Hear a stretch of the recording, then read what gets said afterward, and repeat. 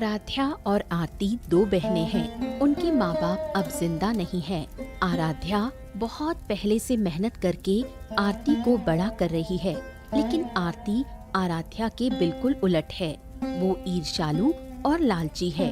बहन की मेहनत की बात वो समझना ही नहीं चाहती।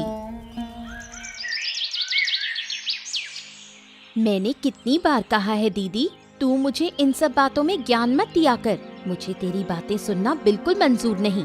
माँ बाप के मरने के बाद से रोज मुझे उपदेश देती रहती है। तो मैं क्या करूँ? तू कोई काम ढंग से नहीं करती। घर गृहस्थी की तरफ तेरा बिल्कुल ध्यान नहीं। दिन भर गाँव में घूमती रहती है। ऐसा करेगी तो कैसे चलेगा? क्या तू अब छोटी रह गई है? हाँ, मैं छोटी नहीं हूँ, लेकिन क्या इस घर का सारा काम मुझे ही करना होगा? क्यों नहीं करेगी? मैं दूसरे गांव में मेहनत करके पैसे कमाती हूँ, फिर तुझे खिलाती हूँ, और तू मामूली घर का काम भी नहीं करेगी। इतना घमंड किस बात का है तुझे? सुन दीदी, घमंड करना अच्छा नहीं, लेकिन घमंड के बिना इंसान की कोई कीमत नहीं होती। याद रख, एक दिन यही घमंड तुझे बर्बाद कर देगा। तेरी ये ईर्ष्या ही तेरा नाश कर देगी। कर दे तो कर दे, तुझे इससे क्या? तुझे तो कोई फर्क नहीं पड़ेगा ना। तू बस अपनी चिंता कर, मेरी चिंता मत कर। तो फिर तू अपना रास्ता खुद ही चुन ले। अब मेरे ऊपर भरोसा करने की जरूरत नहीं। खुद कमाकर खुद जीना। कमाकर फिर ताने देती है? क्यों नहीं दूंगी? मेरी मेहनत की कमाई ऐसे यूं ही उड़ते नहीं देख सकती। हमें भी तो घर गृहस्थी चलानी है। तू अपना घर देख, मैं अब इस घर में नहीं रहूंगी।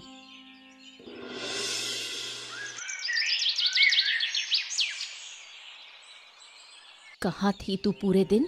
सुबह गई थी, अब आने का टाइम मिला। मैं तेरे लिए खाना लेकर इंतजार कर रही थी।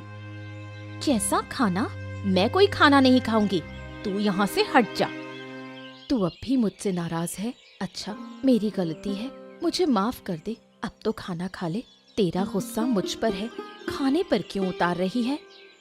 मैं तेरी कमाई का खाना नहीं खाऊंगी। ऐसा क्यों कह रही है? माँ बाप के मरने के बाद मैंने तुझे पाला पोसा है, खुद भूखी रहकर तुझे खिलाया है, और आज तू ये कह रही है? तो और क्या करती? बस जरा सी बहस हुई और तूने मुझे ताने दे डाले। तू मुझे जरा भी प्यार नहीं करती। अरे, मैं तुझे कितना प्यार करती हूँ ये तू अच्छी तरह जानती है। इस दुनिया में तू ही मेरी अपनी है। तेरे लिए मैं सब कुछ कर सकती हूँ। हाँ, ये तो दिख ही रहा है। अब नाराज मत हो। देख, मैं भी पूरे दिन तेरे लिए बिना खाए रही। आज काम पर भी नहीं जा पाई। एक दिन की कमाई चली गई। फिर से कमाई की बात?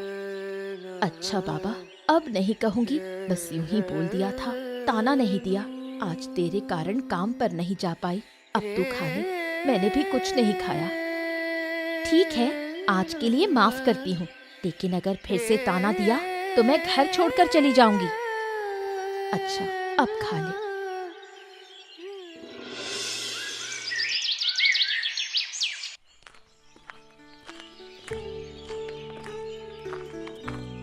अरे, कैसी है आरती?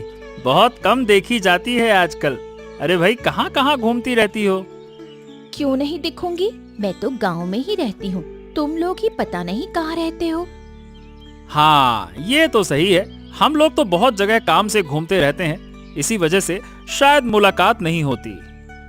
ऐसे बोल रहे हो जैसे बहुत बड़े काम करते हो। तुम लोग क्या करते हो ये मुझे अच्छे से पता है। अरे पगली, ऐसा क्यों बोल रही हो? अच्छा हुआ तुमसे मुलाकात हो गई। सुनो, तुमको एक खबर देनी है। खबर? कैसी खबर? पहले ही बता दूं, मैं किसी गलत काम में शामिल नहीं हो सकती। दीदी को पता चल गया तो घर से निकाल देगी। अरे नहीं नहीं भाई, तुझे गलत काम का प्रपोजल दूंगा क्या? मैं तो कह रहा था कि चंद्रकांत बाबू के घर कल भोज है। भोज? वो भी चंद्रकांत बाबू के घर? मुझे तो पता ही नहीं। अरे पता कैसे चलेगा? उन्होंने शायद तुझे बुलाया ही नहीं और हमें भी नहीं बुलाया। बुलाने की क्या जरूरत है? चंद्रकांत बाबू मेरे अपने हैं। बुलाएं या ना बुलाएं, मैं तो जाऊंगी। ये तो सही कहा, गांव का हर भोज तेरा ही हुआ। और क्या, इस बार देखना मैं चंद्रकांत बाबू के घर भी जरूर रहूंगी। देखते हैं, जगदीश दादा से बात करूंगा, अगर वो जाएंगे तो हम भी चलेंगे। ठीक है, अब मैं चलती हूँ, दीदी फिर चिल्लाने लगेगी।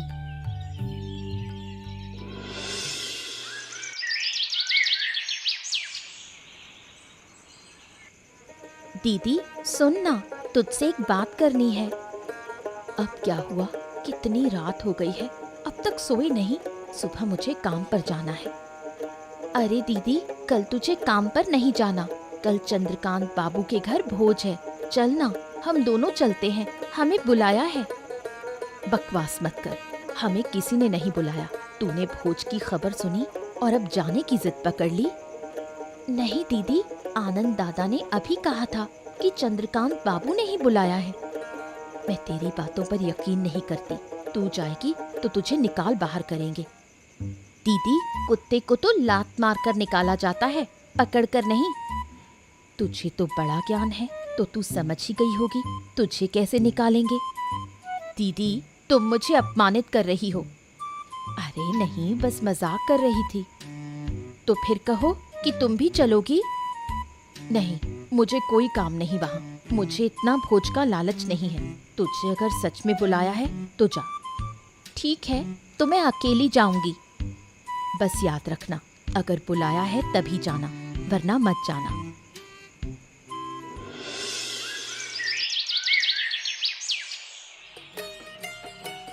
चंद्रकांत बाबू गांव के सबसे धनी व्यक्ति हैं। समय समय पर वो भोज का आयोजन करते रहते हैं। भोज में आरती को देखकर चंद्रकांत बाबू सब समझ गए। बेटी आरती, और खाना लेगी? दूं थोड़ा और? नहीं बाबू, बहुत हो गया, कब से खा रही हूँ, अब पेट भर गया है। अरे नहीं नहीं नहीं नहीं, अभी तो मिठाई बाकी है, हांडी भर मिठाई रखी है, नहीं खाएगी क्या? हाँ हाँ खाऊंगी, अभी थोड़ी जगह है पेट में, आप जरा मिठाई भेज दीजिए। अच्छा बताओ बेटी, तुम्हें यहाँ किसने बुलाया? बुलाया तो हाँ, आनंद दादा ने बुलाया। आनंद को किसने बुलाया? हमने तो आनंद को भी नहीं बुलाया, तो वो तुझे कैसे बुला सकता है, हैं? सच बताओ, तुम बिना निमंत्रण ही यहाँ आ गई हो ना? खाना खा लेना, इसमें कोई बुराई नहीं, लेकिन हर भोज में ऐसे बिना बुलाए जाना ठीक नहीं है, ये शर्म की बात है। मतलब आप लोग मुझे अपमानित कर रहे हो?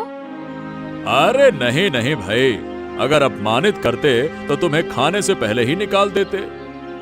तुम खाना खा लो, कोई दिक्कत नहीं, बस समझा रहे हैं। समझाने की जरूरत नहीं, आप लोग बड़े लोग हो, इसलिए जो चाहे करोगे। इतने लोगों के सामने मुझे अपमानित कर दिया। याद रखना, मेरे दिन भी आएंगे, उस दिन मैं इसका बदला लूंगी। क्या हुआ आरती, तू ऐसे रो क्यों रही है? तेरे रोने से तो तेरा चेहरा पूरा सूज गया है, आखिर हुआ क्या? दीदी, उन्होंने मुझे अपमानित किया, मुझे न्योता देकर बुलाया और पूरे गांव के सामने मुझे बेइज्जत किया। किसने अपमान किया तेरा? चंद्रकांत बाबू और उनकी बीवी ने। तू ही बता, कल रात तो मैंने तुझसे कहा था कि आनंद दादा हमें न्योता देकर गए थे, क्या मैंने झूठ कहा था?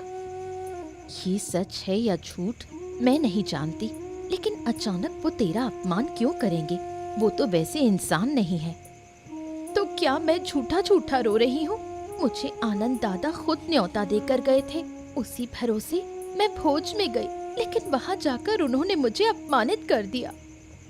ऐसा तो होना नहीं चाहिए। चंद्रकांत बाबू और उनकी पत्नी बहुत अच्छे इंसान हैं, गरीबों की हमेशा सेवा करते हैं, वो अचानक तेरे साथ ऐसा क्यों करेंगे?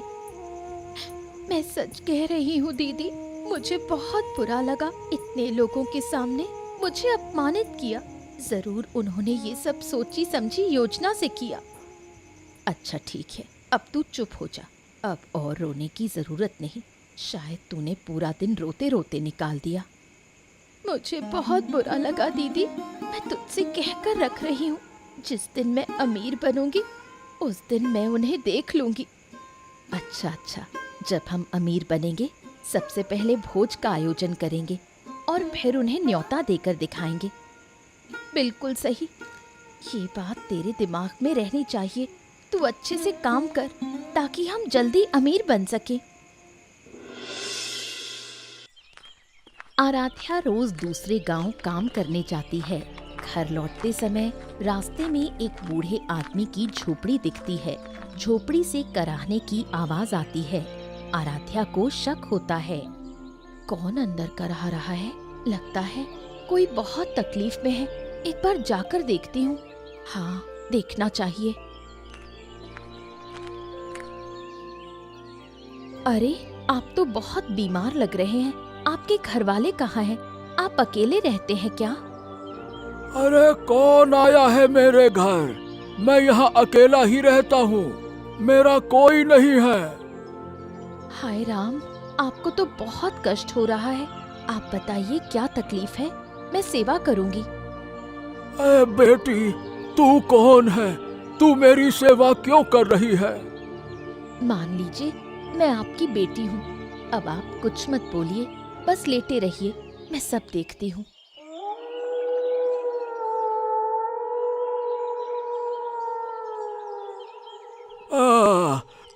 तू बहुत अच्छी लड़की है। तूने अपने बारे में ना सोचकर पूरी रात मेरी सेवा की, जबकि मैं तुझे पहचानता भी नहीं। मुझे आपकी सेवा करने का अवसर मिला, यही बहुत है। इंसान की सेवा करना भी सौभाग्य है। हे बेटी, तू रहती कहाँ है? पास के गांव में मेरा घर है। इस गांव में मैं काम करने आती हूँ। तूने मेरी सेवा करके मुझे खुश कर दिया। मैं तुझे प्रतिदान देना चाहता हूँ। मैंने आपकी सेवा प्रतिदान की आशा से नहीं की। मैं जानता हूँ, फिर भी मैं तुझे प्रतिदान देना चाहता हूँ। मेरे पास अब ये धन संपत्ति बची है। धन संपत्ति? हाँ बेटी, मैंने मेरे घर के पीछे एक हसना हेना के पेड़ के नीचे सारी की सारी धन संपत्ति छुपा कर रखी है। तू उसे ले लेना। हाँ, अरे लेकिन मुझे इसकी जरूरत नहीं। आप चुप क्यों हो गए? बोलिए, आप सो गए क्या?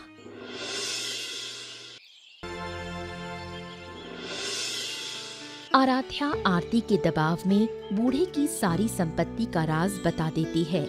बाद में आरती के जोर देने पर आराध्या मजबूरी में वो धन संपत्ति ले लेती है।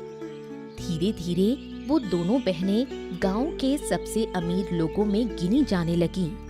देखा दीदी, अब तुझे मेहनत करके बाहर काम करने की जरूरत नहीं। मैंने तुझसे कहा था ना, ये संपत्ति हमें लेनी चाहिए। मौके बार बार नहीं आते। लेकिन मैं लालच नहीं करना चाहती थी। मैंने तो उस बूढ़े से कहा भी था कि मुझे ये सब नहीं चाहिए, लेकिन उसने तेरी सेवा से खुश होकर तुझे प्रतिदान दिया। इसमें लालच कहाँ? ये तो तेरा हक है। हाँ, ये सही है। वैसे भी अब सब अच्छा चल रहा है।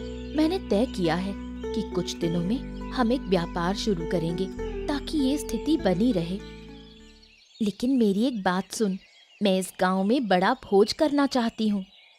अचानक भोज क्यों? क्यों? तू भूल गई? चंद्रकांत बाबू के घर वालों ने मुझे अपमानित किया था। उस दिन तूने कहा था कि जब हम अमीर होंगे सबसे पहले भोज करेंगे और उन्हें न्योता देंगे। तू अभी तक वो बात नहीं भूली? वो मैं कैसे भूलूं दीदी? इतने लोगों के सामने मेरा अपमान हुआ था, क्या मैं उसका बदला ना लूं? हाँ, बदला लेना चाहिए। तूने कोई गलती नहीं की थी, फिर भी उन्होंने तेरा अपमान किया। तो फिर जल्द से जल्द भोज का आयोजन कर। मैं सबको न्योता देने का इंतजाम करती हूँ।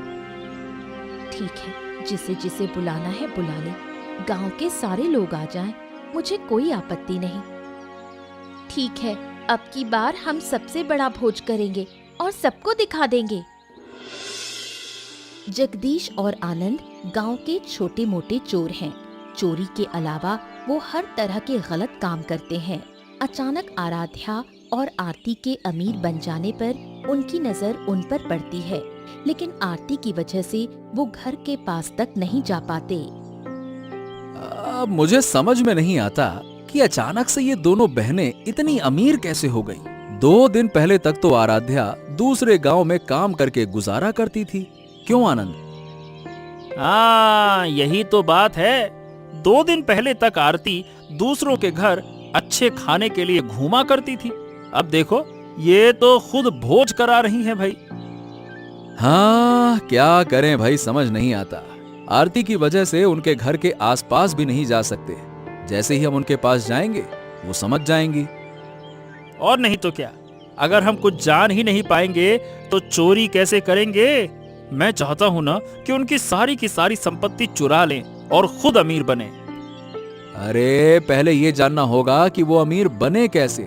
इसके लिए हमें पहले आरती को अपने साथ मिलाना होगा। अरे लेकिन लगता है कि आरती मानेगी नहीं। अरे मानेगी रे आनंद, जरूर मानेगी। अगर हम उसे पैसे का लालच देंगे तो वो जरूर मान जाएगी। चाहे कितनी भी अमीर हो जाए, आरती का लालच हमेशा उसे खींचता रहेगा।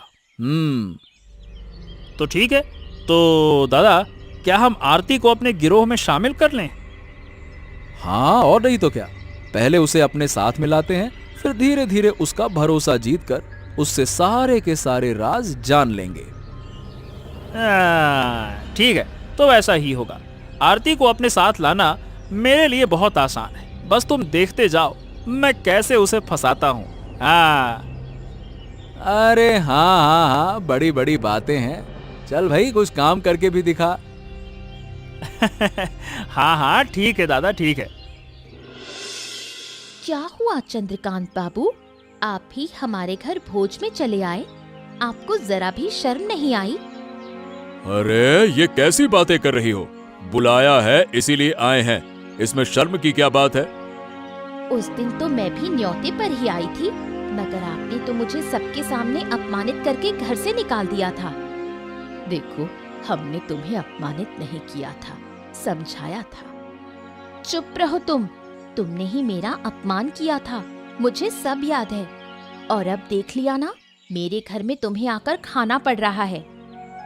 आरती, ये क्या हो रहा है? तुम उनसे ऐसे क्यों बात कर रही हो? बात तो ऐसी नहीं थी। चुप हो जा दीदी, भोज की बात थी। तूने भोज का इंतजाम कर दिया, मैंने अपना बदला ले लिया। ये कैसा बदला है? मैं तो सिर्फ उन्हें बुलाकर ये जताना चाहती थी कि तुम्हें अपमानित करके उन्होंने अच्छा नहीं किया, और तुम उल्टा उन्हें ही अपमानित कर रही हो।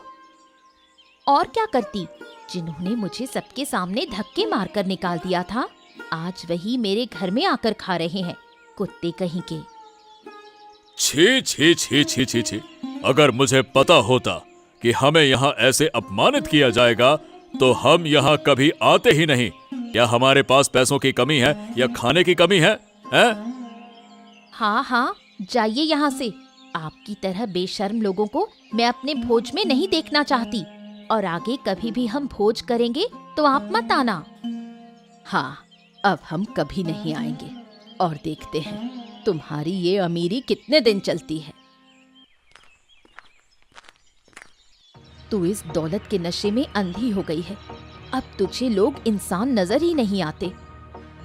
मुझे लोग इंसान ही नजर आते हैं, मगर ऐसे बेशर्म लोग नहीं। मैंने तो गांव के सभी लोगों को न्योता दिया था, किसी को तो अपमानित नहीं किया। तो मुझे ज्ञान मत दे। अरे ये तो आरती है। वाह भाई वाह, तुम्हें तो पहचानना मुश्किल हो गया। पूरी अमीर बन गई हो, गांव वालों को भोज खिला रही हो। क्या बात है। हाँ, थोड़ा बहुत तो हो ही गया, लेकिन तुम दोनों का इरादा क्या है?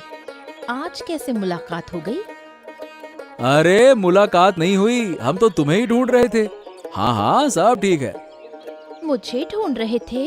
क्यों, सब ठीक तो है? देखो, हमें एक बड़ा काम मिला है।